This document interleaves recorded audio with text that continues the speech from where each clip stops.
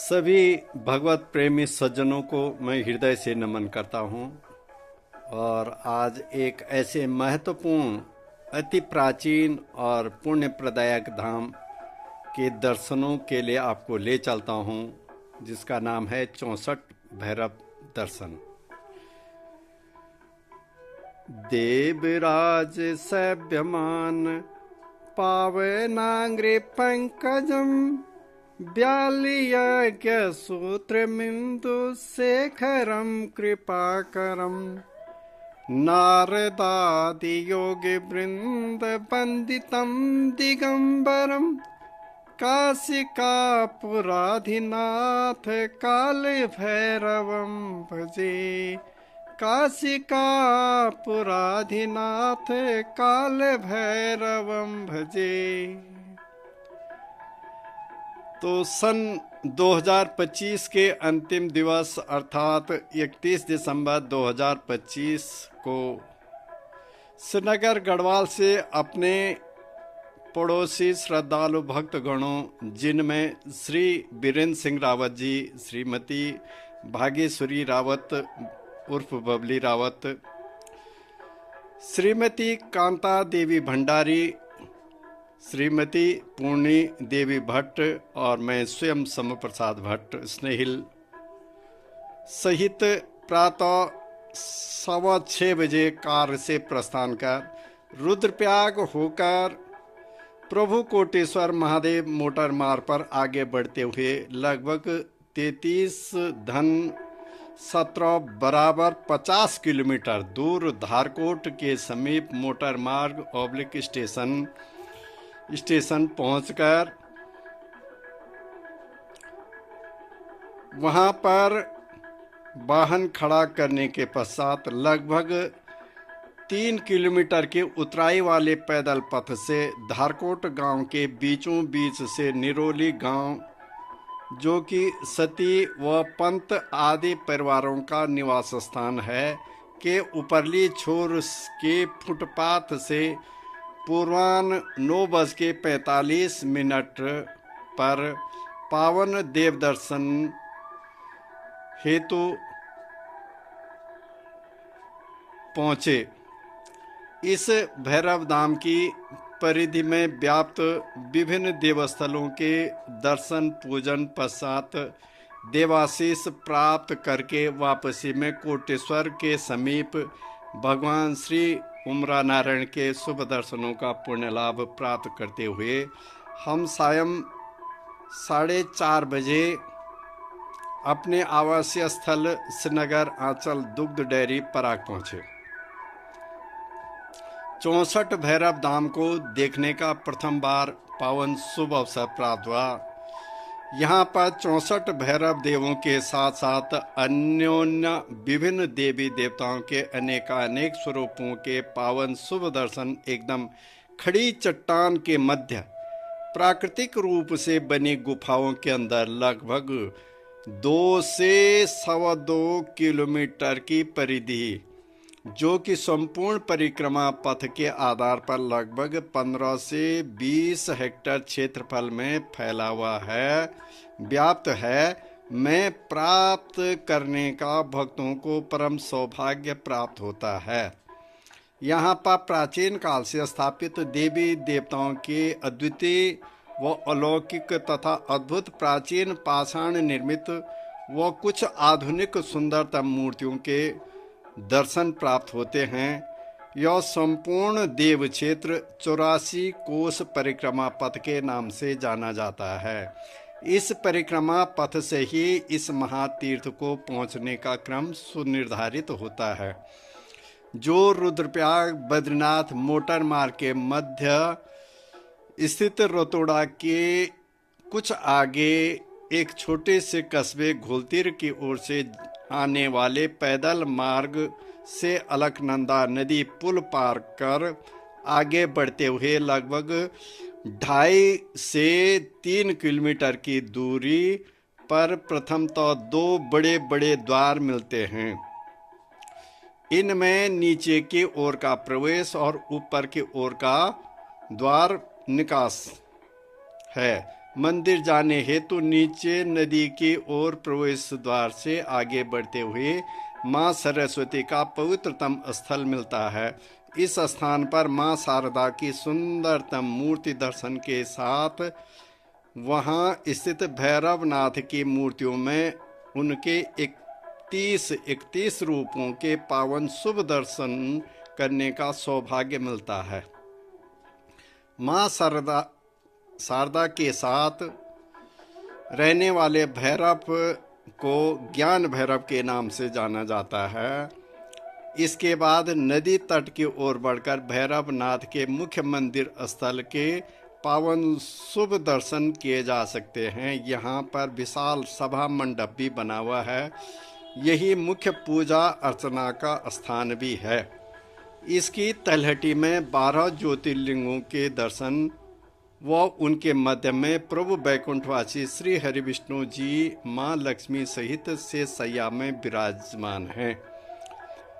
इसकी बाहरी दीवार पर नवग्रहों की मूर्तियों की दिव्यता दृष्टिगत होती है। इन नवग्रहों के पृष्ठभाग के ऊपर की ओर प्रभु भोलेनाथ जी के उनके संपूर्ण परिवार सहित विशाल व अति सुंदरतम मूर्ति के दर्शन से मन भक्ति भाव से परिपूर्ण हो जाता है। यह स्थान अलकनंदा नदी के अति निकट स्थित होने के कारण, जहाँ गंगा जल के प्रभाव के कारण अति पवित्र है, वहीं भक्तों के कल्याणार्थ माँ गंगा के साथ साथ प्रभु के दर्शन किसी स्वर्ग की अनुभूति से कम नहीं है। माँ गंगा की जलधारा से निकलने वाली सुमधुर कलकल की ध्वनि से मन आह्लादित हो जाता है। मुख्य मंदिर स्थल में बने सभा मंडप अर्थात विशाल हॉल में समय समय पर सत्संग, प्रवचन आदि शुभ देव कार्य संपादित किए जाते रहते हैं। इसी स्थान पर मुख्य पुजारी आदरणीय पंडित श्री प्रेम वल्लभ सती जी, जो कि निरोली गांव के निवासी हैं, से वैदिक विधि विधान से पूजा अर्चना करवाई जा सकती है। श्री सती जी देव भैरव के अनन्यतम भक्तों में से एक हैं, जिनसे इस स्थल की पौराणिकता व ऐतिहासिकता के संबंध में ज्ञान प्राप्त किया जा सकता है। इस मुख्य भैरव मंदिर में गुफा के अंदर कालनाग भैरव की भव्यतम प्रतिमा प्राचीन काल से प्रतिष्ठापित है। इसके अलावा ठीक आगे बाहर पुराने शिवलिंग के दर्शन होते हैं। इसमें प्रभु भोलेनाथ के पंचमुखी आकृतियां देखने को मिलती है और यह परम सौभाग्य है कि एक पंचमुखी शिवलिंग यहाँ पर उसके दर्शन का पुण्य पर्व प्राप्त होता है। बड़े सभागार में अनेकानेक देवी देवताओं के अलावा बाईं ओर को भगवान कृष्ण के बाल स्वरूप के दिव्य दर्शनों से भक्त आनंद की परम अनुभूति करते हैं। यहाँ से पुनः आगे की परिक्रमा पथ पर आगे बढ़ते हुए एक पावन व सुंदर सी गुफा के अंदर ओंकार में विराजित स्थापित 108 अलौकिक शिवलिंगों का दर्शन अत्यंत ही आकर्षक है। यहीं से गुफा के अंदर ऊपर की ओर सीढ़ियां चढ़कर एक आकर्षक पशु आकार निकास द्वार से बाहर आना पड़ता है। समीप ही मुख्य पुजारी पंडित श्री सती जी का रात्रि विश्राम स्थल भी है।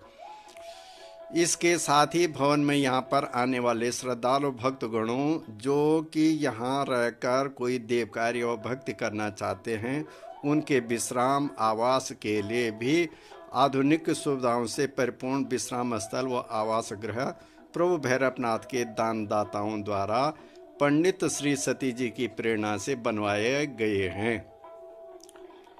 इससे आगे की राह अर्थात परिक्रमा पथ के अगले चरण में 64 भैरव में से पुनः भैरवनाथ के विभिन्न रूपों की 31 मूर्तियों तथा इन मूर्तियों के मध्य स्थल में मां लक्ष्मी की मूर्ति के दर्शन प्राप्त करने का सौभाग्य प्राप्त होता है।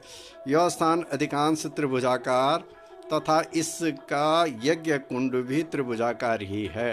मां लक्ष्मी के साथ रहने वाले भैरवनाथ को पाताल भैरव के नाम से पुकारा जाता है। यहीं पर गुफा के अंदर 2 बड़े बड़े हाथियों के विग्रह तथा ऐतिहासिकता के स्पष्ट प्रमाण स्वरूप पूजा पात्र हाथ में लिए 5 रानियां जो भैरवनाथ और उनकी पत्नी भैरवी की सेवा में सतत संलग्न रहती हैं की मूर्तियां भी यात्रियों को दिखाई देती हैं।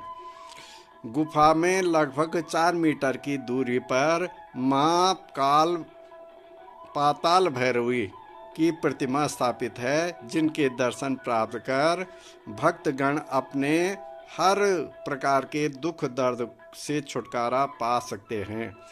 पुराणों में उल्लेख मिलता है कि एक बार राक्षस राज बलि ने एक महायज्ञ किया, जिसमें वह सभी भिक्षुओं को उनकी आवश्यकता के अनुसार दान देता रहता था। वैकुंठवासी श्री हरि विष्णु के अवतारी स्वरूप वामन ने बलि के यज्ञ स्थल पर पहुंचकर उससे दान की याचना की, तो बलि यथेष्ट दान का संकल्प कर संपूर्ण लोगों को दान में देने के बाद स्वयं भी प्रभु को समर्पित कर देता है। इससे वह पाताल लोक को चले गया। वहां बलि की जो इष्ट देवी थी उसका नाम था पाताल व काल भैरवी, जहां उसकी इच्छा पूर्ण करते हुए प्रभु विष्णु ने उसका दरबारी बनना स्वीकार कर लिया। लंबे अंतराल से भगवान विष्णु के बैकुंठ न पहुंचने पर मां लक्ष्मी को ज्ञात हुआ कि उनके पति पातालोक में बलि के दरबारी बनने के लिए वचनबद्ध हैं। तब मां लक्ष्मी पातालोक को गई और राजा बलि को भाई कहकर पुकारते हुए लक्ष्मी ने उससे अपने पति वापस मांगे। बलि ने प्रभु के वापस जाते हुए उनसे प्रतिज्ञा करवाई कि वे वर्ष भर में जब भी सूर्य दक्षिणायन और चातुर्मास में हो, अर्थात चातुर्मास में हो, तो उस समय यहीं पाताल में रहेंगे। तब से प्रभु विष्णु चातुर्मास की अवधि में राजा बलि के पाताल लोक में ही निवास करते हैं। बलिराज की इष्ट देवी मां पाताल भैरवी भैरवनाथ की पत्नी हैं। उन मां भैरवी की सेवा में मां लक्ष्मी ने 5 सेविका रानियों को तैनात कर दायित्व सौंपा। इस गुफा में यही प्राचीन कथानक दृश्य साकार रूप में दृष्टिगत होता है। ओम करकलित कपाल कुंडली दंड पाणे स्तरुण तिमिर नीलो ब्याल यज्ञोपवीति ऋतु समय सपर्या विघ्न विच्छेद हेतु जयति बटुकनाथ सिद्धिदा साधकानाम। काल भैरवी गुफा से बाहर निकलकर पैदल पथ पर लगभग 8 मीटर आगे की ओर सुंदर सी गुफा दिखती है, जिसमें गणपति भगवान के अद्भुत व दिव्यतम 8 मूर्तियों के दर्शन के अलावा उनके मध्य में स्थित उनका सवारी वाहन मूषक जी की खड़ी प्रतिमा दिखाई देती है। कहते हैं कि इस मूषक मूर्ति के कान में भक्तगण अपनी जो भी मनोकामनाएं सच्चे मनोभाव से वह विश्वास पूर्वक कहते हैं, वह मनोकामना निश्चित ही पूर्ण हो जाती है। इस गुफा को अष्टविनायक गुफा के नाम से जाना जाता है। यही नहीं, अपितु यहाँ हरेक देवस्थल के साथ चट्टान के गर्भ से उत्पन्न बट वृक्ष इस आस्था और विश्वास के प्रत्यक्ष प्रमाण हैं कि इन बट वृक्षों की टहनियों पर जो भी भक्तगण विश्वास के साथ मनोती स्वरूप आंचल का टुकड़ा या तागे को बांधता है, तो अतीत के उदाहरणों को देखते हुए यह स्पष्ट कहा जा सकता है कि उसकी वह मनोकामना निश्चित ही पूर्णता को प्राप्त होती। यहाँ पर यह भी देखा जा सकता है कि वे वट वृक्ष अधिकांशतः उन्हीं स्थानों में उगे हुए हैं जहाँ जहाँ देव देवियों के पावन देवस्थल हैं। इन इष्ट देवताओं देवियों के शुभ दर्शनों का सौभाग्य प्राप्त कर भक्तगण इस 84 कोसीय परिक्रमा में पूर्णता की ओर आगे बढ़ते हुए निरोली गांव की दिशा की तरफ ऊपर से जहां पर दो रास्ते हैं में पहुंचते हैं, वहां से पुनः कोठगी मदोला घोलतीर की तरफ सीधी पगडंडी से चलते हुए कुछ दूरी पर ऊपरली छोर के आकाश भैरव के दर्शनों का पुण्य लाभ अर्जित करते हैं। वहीं पर भगवान राम और लक्ष्मण जी को अपने कंधों पर थामे भक्तराज हनुमान जी की भव्यतम और विशाल प्रतिमा भी है। कुछ आगे समीप ही सिंह वाहिनी माँ दुर्गा का दर्शनीय मंदिर है। पुनः आगे की राह प्रशस्त करते हैं तो रास्ते के नीचे की तरफ बड़े बड़े शेरों की अति आकर्षक मूर्तियां दिखाई देती हैं, जहां से श्रद्धालु भक्तगण सुंदरतम प्राकृतिक दृश्यों का अवलोकन करते हुए फोटोग्राफी छायांकन करके आगे को बढ़ते हैं। इससे आगे चलते हुए पुनः उसी स्थान पर पहुंचते हैं जहां पर 2 द्वार बने हुए हैं। प्रारंभ में प्रवेश द्वार से आगे बढ़े तो अब वापसी में निकासी द्वार से बाहर निकलते हैं। इस प्रकार से निर्धारित दिशाओं से चलते हुए इस अति पवित्रतम 64 भैरव धाम की 84 कोसीय परिक्रमा पूर्ण होती है। यह परिक्रमा पथ धर्म और अध्यात्म की दृष्टि से अत्यंत ही शुभ फलदायक है, क्योंकि यह संपूर्ण पथ त्रिभुजाकार के साथ साथ श्रीयंत्र नुमा भी है, जिस पर चलने से तंत्र मंत्र और यंत्र संबंधी सभी प्रकार के लाभ स्वतः ही प्राप्त होते हैं। कहते हैं कि यह विशाल पर्वत, जिसमें कि विभिन्न स्थानों पर अनेक गुफाएं अवस्थित हैं, ही पूर्ण रूप से भैरव आकृति है। इसके सिर का भाग ऊपर की ओर पड़ने वाले रास्ते में स्थापित, जहां आकाश भैरव मूर्ति तथा माँ सिंह वाहिनी दुर्गा भवानी स्थित है, वहाँ है। और बाईं भुजा का स्थान जहाँ सरस्वती और उनके साथ ज्ञान भैरव की प्रतिमा व अन्य 30 अन्य भैरव मूर्तियाँ हैं। फिर दाईं ओर का भाग जहाँ लक्ष्मी व उनके साथ पाताल भैरव प्रतिमा है और अन्य 30 भैरव भी की मूर्तियाँ भी हैं। तो अंत में पांव का हिस्सा, जो नीचे का सबसे नीचे का हिस्सा है, जहां नदी तट पर मुख्य काल नाग भैरव व महाकाली का स्थान है। इस प्रकार यहाँ पर जाने से जो फल प्राप्त होता है वह अत्यंत ही प्रभावकारी होता है, जिसका प्रभाव जन्म जन्मांतर तक बना रहता है। समीपस्थ अलकनंदा नदी के तट से ऊपर की ओर दृष्टिपात करने पर ऊंची व एकदम खड़ी तथा कठोर चट्टान सामने दृष्टिगत होती है। इसी चट्टान के विभिन्न भागों में प्राकृतिक रूप से बनी गुफाओं में पूर्व काल से अनेकानेक देवी देवताओं की मूर्तियां इस बात की साक्षी हैं कि यहाँ पर प्राचीन काल में निश्चित ही देवी देवता साकार रूप में निवास करते रहते थे, जिसे यहाँ के दर्शन से मिलने वाली त्वरित मन शांति और देवानुभूति से स्पष्ट महसूस किया जा सकता है। इस 64 मंदिर धाम में, भैरव धाम में माँ सरस्वती, माँ काली, सिंहवानी माँ दुर्गा, माँ लक्ष्मी, 64 भैरवनाथ, नवग्रह, सपरिवार प्रभु भोलेनाथ, 12 ज्योतिर्लिंग, माँ लक्ष्मी सहित से सैया विराजित श्री हरि विष्णु भगवान, भैरवनाथ की पत्नी माँ पाताल निवासिनी काल भैरवी, जो कि राक्षस राज बलि की इष्ट देवी हैं, और 5 सेविकाएं, 2 गजराज की मूर्तियां, अष्टविनायक व मूषक प्रतिमा, भक्तराज हनुमान, आकाश भैरव व अंत में 2 सिंहों की सुंदर व भव्यतम मूर्तियां हैं। 64 भैरव में से 51 भैरव माँ के 52 शक्तिपीठों के रक्षक हैं और 12 भैरव प्रभु भोलेनाथ के 12 ज्योतिर्लिंगों के रक्षक के रूप में सदा सर्वदा विराजमान रहते हैं।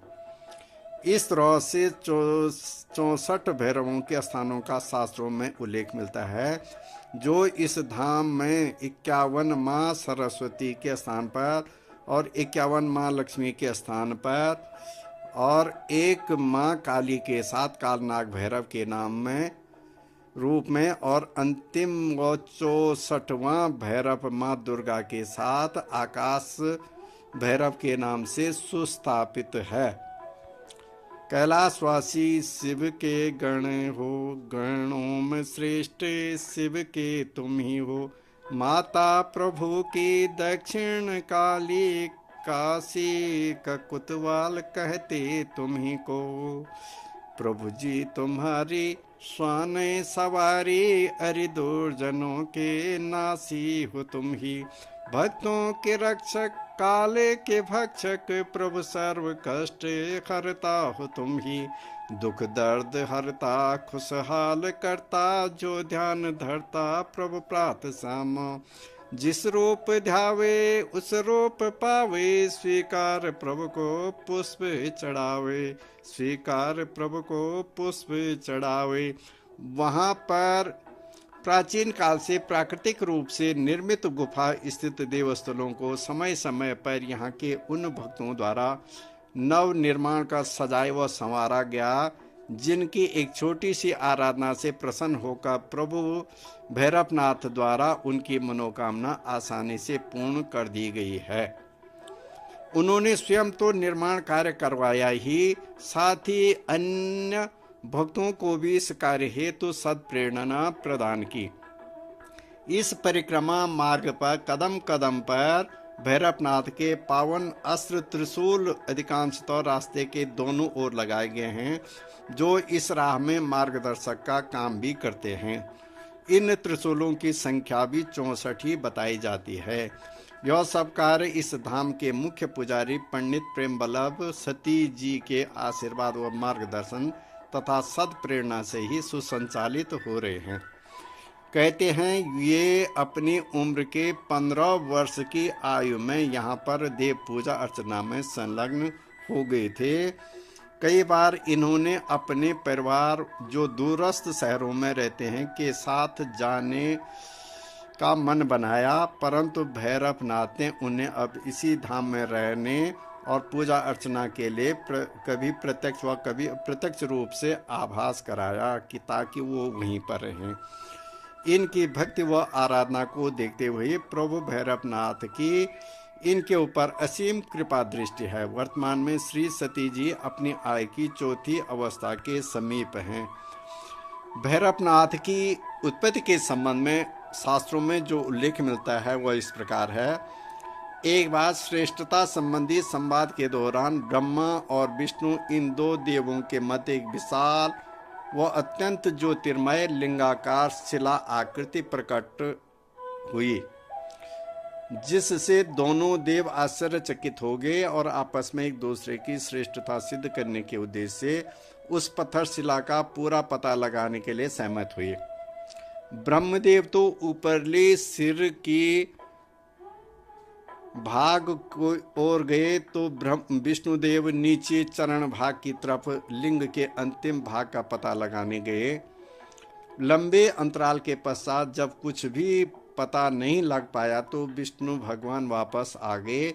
विष्णुदेव ने लिंग का पूरा पता न लगाने की बात कहकर सत्यता उजागर कर दी, जिससे वे तब से सत्यनारायण व सत्यदेव कहलाए। लेकिन ब्रह्मा जी भी पूरा पता न लगा सके। आधे रास्ते से केतकी के फूल और गाय माता को झूठ के सहारे व प्रमाण के लिए साथ लेकर वापस आए और प्रमाण सहित सिर का भाग बताया सिर का भाग पता लगा देने की बात कहने लगे। सिर का भाग कह कर के पता लगाने की बात कहने लगे। ब्रह्मा जी के असत्य कथन व प्रमाण से भोलेनाथ क्रोधित हो गए और अपने सिर की जटा के एक अंश को जमीन पर पटकते हैं, जिससे एक विशाल काय अद्भुत जीवाकृति पैदा होकर ब्रह्मा जी के झूठ बोलने वाले पंचम सिर का छेदन करवा देते हैं। यह आकृति भैरवनाथ नाम से पुराणों में वर्णित है। इस दूसरे घटनाक्रम के आधार पर कह सकते हैं कि जब मां सती का उनके पिता दक्ष राज प्रजापति के यज्ञ में अपमान हुआ तो उन्होंने अपने शरीर को यज्ञाग्नि में प्रज्वलित कर भस्मीभूत कर दिया, जिसकी सूचना अपने गुणों द्वारा प्राप्त कर प्रभु भोलेनाथ अत्यंत क्रोधावेश में अपनी जटा की एक लट निकालकर पृथ्वी पर पटकते हैं, जिससे एक विशाल व भयानक शरीराकृति प्रकट होती है, जो काल भैरव के नाम से प्रजापति दक्ष के महायज्ञ में पहुंचकर विनाश लीला प्रारंभ कर देता है। इन्हें ही वीरभद्र भी कहते हैं और राजा के सिर को काटकर यज्ञ कुंड में प्रभावित कर देते हैं। इस प्रकार भैरव की उत्पत्ति के ये दो प्रमुख उल्लेख हमारे पुराणों व प्राचीन शास्त्रों में मिलते हैं। निश्चित ही देवास्तिक जनों के लिए अत्यंत ही पुण्य प्रदायक देवस्थल है। यह हमारे जीवन की अब तक की अन्य सभी यात्राओं में यदि कोई सबसे महत्वपूर्ण व प्राकृतिक देव दर्शनों से लाभान्वित करने वाली कोई यदि यात्रा है तो वह यही 64 भैरव धाम की यात्रा है, क्योंकि यहाँ की पौराणिकता, प्राकृतिकता, दिव्यता, शुद्धता, स्वयं सिद्धता अद्वितीय व अनन्यतम है। मन में यह आश्चर्य अवश्य हुआ कि इस अत्यंत पुण्य प्रदायक व पवित्र स्थान के संबंध में आम भक्तजनों को अभी तक कैसे और क्यों पता नहीं चल पाया। अगले ही क्षण यह भी महसूस किया कि कोई भी देवस्थान तभी तक पवित्रता व शुद्धता के प्रभाव को संजोए रख पाता है जब तक एकमात्र वही भक्त वहां तक पहुंचे जो पूर्ण शुद्धता व पवित्रता के साथ आस्था व विश्वास को लेकर तीर्थों व धामों की यात्रा करते हैं, न कि प्रकृति परक मनोरंजन के साथ मात्र दृश्यावलोकन के लिए पर्यटन करते हैं। ऐसे लोगों से बचना ही चाहिए। आशा करता हूँ कि सभी श्रद्धालु भक्तगण इस पावन पवित्र देवस्थल में आकर एक ही स्थान में अनंत देवों के दर्शनों का लाभ प्राप्त कर देवीय कृपा व आशीर्वाद से अपने इस मानव जीवन को सफल बनाएंगे और इस महान पुण्य के भागीदार बनेंगे।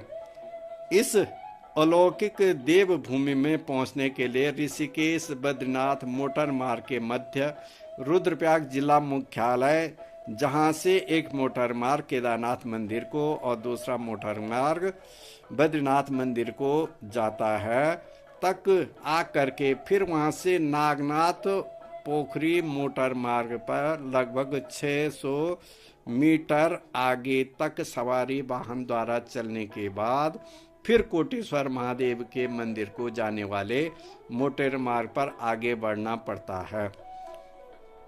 आगे गांधारी गांव से कुछ ही दूरी पर सणगू गांव की सीमा पर नवनिर्मित हल्के वाहन मार्ग से बढ़ते हुए कुछ ही दूरी पर धारकोट गांव के समीप मोटर मार्ग व स्टेशन पर सवारी वाहन को खड़ा करने के पश्चात लगभग 2.5 से 3 किलोमीटर उतराई के सामान्य पैदल मार्ग से आगे बढ़ते हुए इस पवित्र व पावन 64 भैरव धाम पहुंचा जा सकता है। यहाँ के लिए मोटर मार्ग की वर्तमान सुविधा रुद्रप्रयाग मुख्यालय से लगभग 17 किलोमीटर तक की है। इसके बाद साधारण पैदल पथ को ही तय करना पड़ता है। इस प्रकार यह 64 भैरव धाम की यात्रा और उसकी ऐतिहासिकता, प्रामाणिकता, सभी प्रकार का विवरण आप लोगों तक सुनाने का मैंने प्रयास किया। यह सारा विवरण भौगोलिक स्तर पर जो प्रमाण मिले और जन जन में प्रचलित जो किंवदंतियाँ हैं और उन महान जो पुजारी हमारे प्रेम वल्लभ सती जी हैं उनके द्वारा जो हमें बताया गया, विभिन्न स्थान पर अध्ययन करने से जो ज्ञात हुआ, उसी के आधार पर यह आलेख तैयार कर दिया गया है। तो मैं शंभू प्रसाद भट्ट स्नेहिल, श्रीनगर गढ़वाल वर्तमान में, और वैसे ग्राम भटवाड़ी अगस्मनी रुद्रप्रयाग निवासी, आप सब लोगों से प्रभु भैरवनाथ के साथ अवश्य उनके स्थान में जा कर के उनका आशीर्वाद प्राप्त करने के लिए कहता हूँ, और आप सब लोगों का कल्याण हो। इन्हीं शब्दों के साथ आपका पुनः धन्यवाद ज्ञापित करता हूँ। धन्यवाद।